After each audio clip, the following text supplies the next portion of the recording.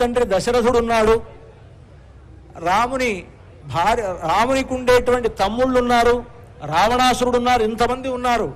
ఇంతమంది ఉంటున్నా మనకు రాముడే ఎందుకు ఆదర్శం అంటే రాముని వలె ఉండాలి అని చెప్పడం కోసమని. అందుకని పట్టాభిషేకం చేసుకోవడంలో ఉద్దేశం కూడా రాముడు పట్టాభిషిక్తుడైన తర్వాత 11,000 సంవత్సరాలు పరిపాలించి రామరాజ్యం అంటే ఇలా ఉండాలి అని మనకు ఆదర్శాన్ని చూపించాడు. అందుకని రామ పట్టాభిషేకం చేసుకోవడం. అర్చక స్వాములు తర్వాత కార్యక్రమాన్ని నడిపిస్తూ ఉంటారు.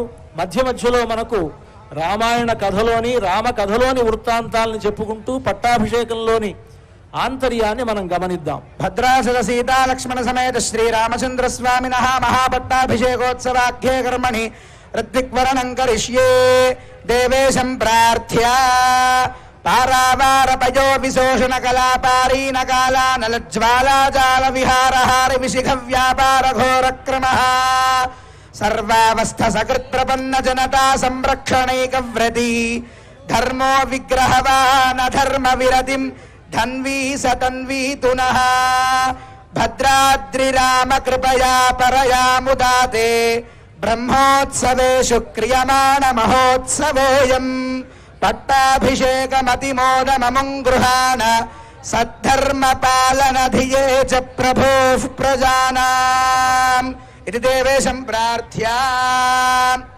అస్మిన్ అనుజ్ఞామాదాయ స్వామినః పట్టాభిషేక మహోత్సవఖ్యే కర్మణి ఋత్విగ్వరణం కుర్యాత్.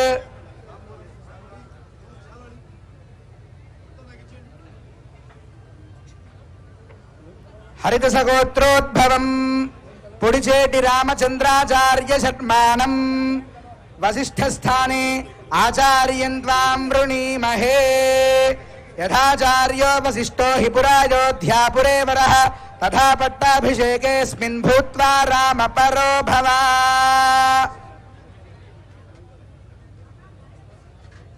కౌశిక గోత్రోద్భవం అమరవాది జగన్నాథ. రాముని పట్టాభిషేకం జరిగినప్పుడు రామునికి పట్టాభిషేకం చేస్తున్నటువంటి వాళ్ళలో వశిష్ఠో వామదేవశ్చ జాబాలిరథ కాశ్యపః కాత్యాయన సుయజ్ఞశ్చ గౌతమో విజయస్తథా అభ్యషించన్ వరవ్యాఘ్రం ప్రసన్నేన సుగంధినా అని వాల్మీకి మహర్షి చెప్తారు.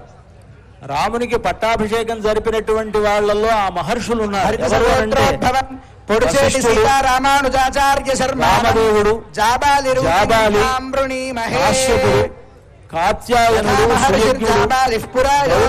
విజయుడు అని 8 మంది పురోహితులు ఆనాడు రాముని పట్టాభిషేకాన్ని నిర్వర్తించారట. ఆ 8 మంది పురోహితులకు ప్రతినిధులుగా ఇక్కడ కొంతమంది ఋత్విక్కులను వరిస్తూ ఉన్నారు. విశ్వసేన పూజ, పుణ్యాహవచనం అనేటువంటి 2 కార్యక్రమాలు జరుపుకున్న తర్వాత ఒక్కొక్క ఋత్విక్కును ఇక్కడ వరణం చేస్తున్నారు. కౌశిక గోత్రోద్భవం వశిష్ఠుడి స్థానంలో ఒకరిని, రామదేవుని స్థానంలో ఒకరిని, కాశ్యపుని స్థానంలో ఒకరిని, ఒక్కొక్కరిని ఇక్కడ ఋత్విక్వరణ అనేటువంటి కార్యక్రమం నిర్వర్తించబడుతూ ఉన్నది. ఆత్రేయ గోత్రోద్భవం కోటి శ్రీమన్నారాయణాచార్య శర్మాణం సుయజ్ఞ రూపిణం త్వాం వృణీమహే యథా సుయజ్ఞ నామ ఋషిః పురాయోధ్యాపురే వరః తథా పట్టాభిషేకేస్మిన్ భూత్వా రామ పరో భవ. కౌశిక గోత్రోద్భవం స్థలసాయి శ్రీనివాస రామానుజాచార్య శర్మాణం గౌతమ రూపిణం త్వాం వృణీమహే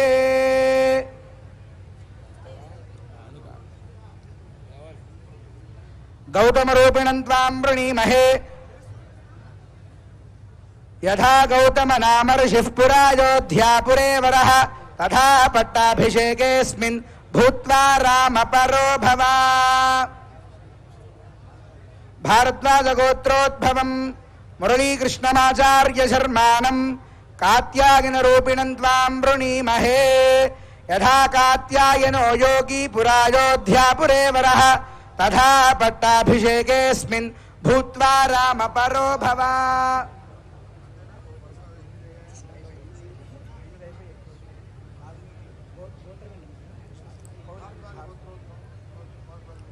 భారద్వాజగోత్రోద్భవం అంతర్వేది కృష్ణమాచార్య శర్మాణం వాల్మీకి రూపిణం త్వాం వృణీమహే.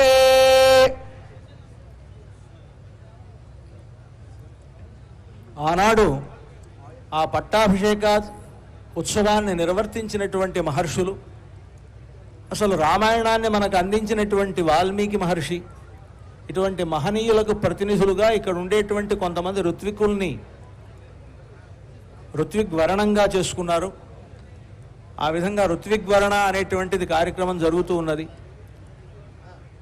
పట్టాభిషేకోత్సవాన్ని జరపాలి అని దశరథ మహారాజు మొట్టమొదలుగా సంకల్పించాడు.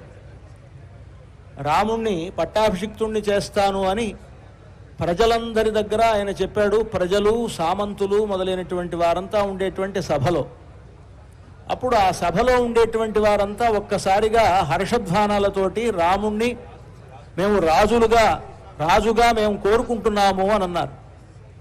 అప్పుడు దశరథునికి ఒక అనుమానం వచ్చింది. నేను నా పదవి నుండి దిగిపోయి నా కుమారుణ్ణి పట్టాభిషిక్తుణ్ణి చేస్తాననగానే అందరూ సంతోషంగా ఉన్నారు, ఒకవేళ నేను సరిగ్గా పరిపాలించలేదేమో అని.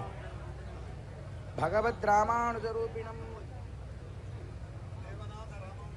మనకు ఈ సంవత్సరం భగవద్ రామానుజరూపిణం ఉత్సవాల్లో బ్రహ్మోత్సవాల ప్రారంభం నుండి మహనీయులు పరమహంస పరివ్రాజకులు శ్రీ శ్రీ శ్రీ త్రిదండి దేవనాథ రామానుజీయర్ స్వామి వారు విచ్చేసి ప్రతి కార్యక్రమంలోనూ దానికి ఒక నూతనమైనటువంటి శక్తిని చేకూరుస్తూ ఉన్నారు.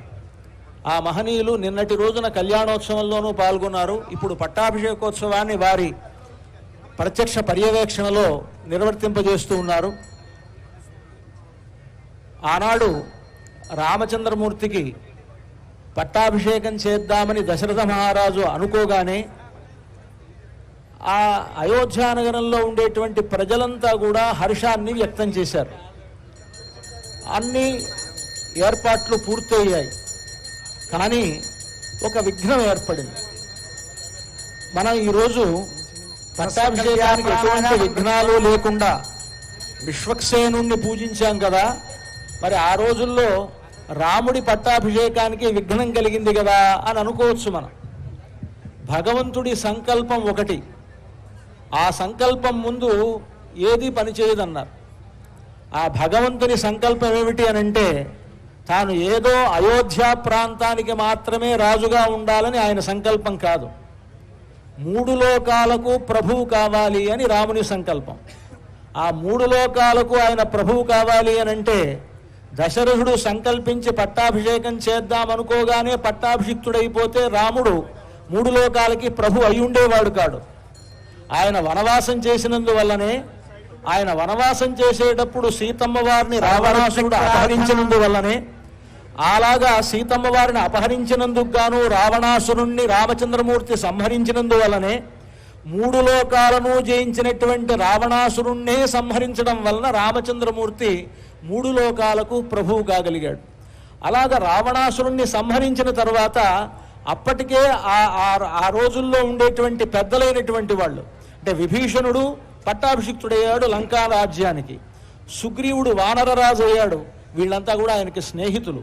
అంటే అందరూ రాముణ్ణి బలపరిచేటువంటి వాళ్ళు. చిట్ట చివరికి ఆయన పట్టాభిషిక్తుడయ్యాడు. ఆ పట్టాభిషేకమే ఇప్పుడు మనం జరుపుకుంటున్నాం అన్నమాట. అంటే రామచంద్రమూర్తి పట్టాభిషిక్తుడు అవడంలో మూడు లోకాలకు ప్రభువు కావడం అనేటువంటిది ప్రధానమైనటువంటి అభిప్రాయం కనుక, ఆనాడు ఒక చిన్న విగ్రహం అనేటువంటిది ఏర్పడినా ఆ రాముని యొక్క సంకల్పం వలన ఆయన మూడు లోకాలకు ప్రభువు అయ్యాడు. ఆ విధంగా పట్టాభిషేకం జరిగింది. ఆ కార్యక్రమాన్ని ముందుగా